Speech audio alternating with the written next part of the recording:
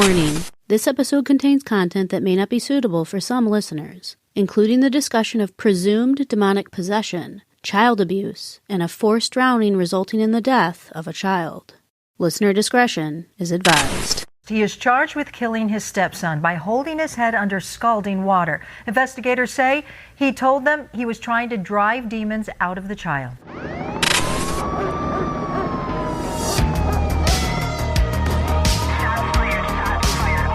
Dark world of ritualistic child abuse. Witchcraft. They would sacrifice animals. Does it make you want to hate murder, or does it make you want to do murder? Let's explore the darkness of mankind, one crime at a time. Welcome back to Rogue Darkness, the podcast that uncovers how the misinterpretations and misinformation surrounding witchcraft, the occult, and other beliefs have led many to do unthinkable crimes.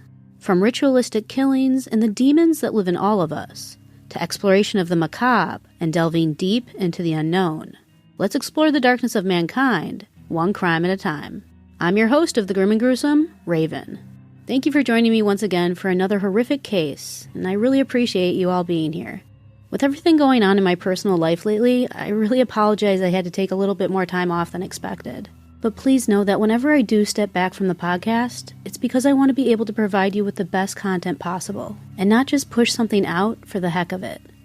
So if there ever is another instance where I won't post anything for a week or two, it's likely that I'm either dealing with some things, or I may be researching a pretty heavy case that will take more time to gather as much details as I can.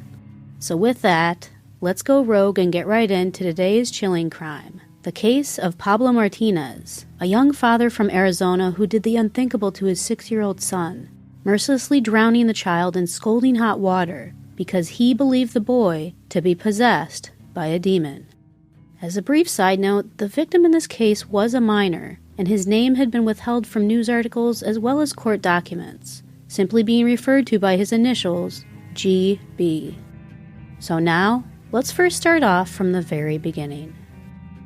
On September 26, 2019, the Pascoyaqui Police Department on the Pascoyaqui Indian Reservation near Tucson, Arizona, received a disturbing 911 call that a young boy had ceased breathing.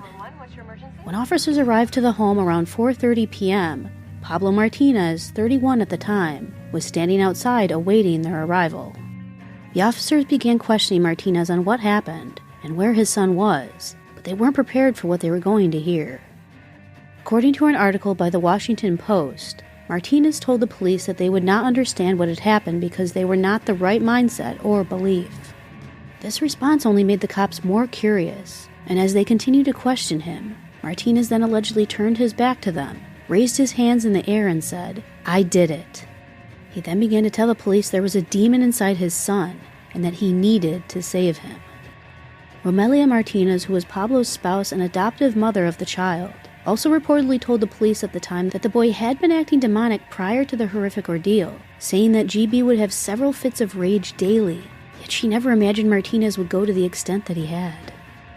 Martinez told the authorities that he ran a bath for GB, along with another one of his children, but he saw a demon in GB's eyes, and decided he needed to rid the child of the demon in order to save his soul. Martinez then reportedly told the officers that he proceeded to hold GB's head under the bath faucet, and poured hot water down his throat. He estimated that the child had been held under water for about 5 to 10 minutes. The report says Martinez told police and the FBI the boy had been having fits of rage.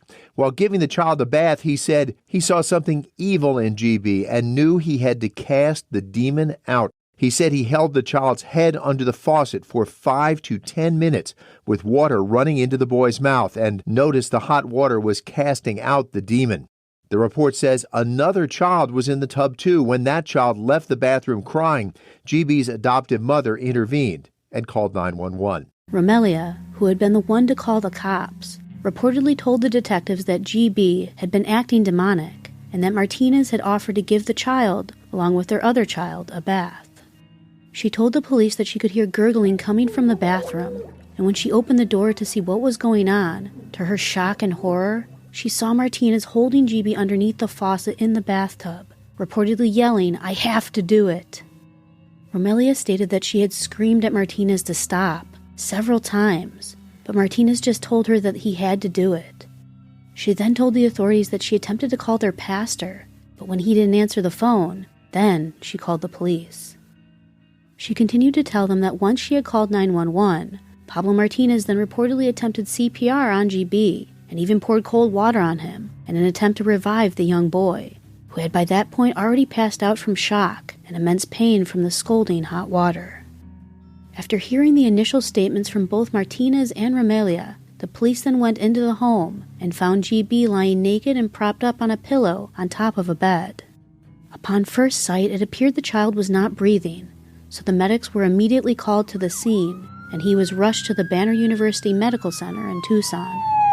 Despite the authorities and medical staff's efforts to save the young boy, GB was unfortunately pronounced dead around 5:30 p.m. that same day. GB was said to have numerous burns on approximately 15% of his entire body, burns covering his forearms, elbows, and his head. With the crime occurring on a Native American reservation, in addition to the Pascagoula Police Department, the FBI also responded to the scene.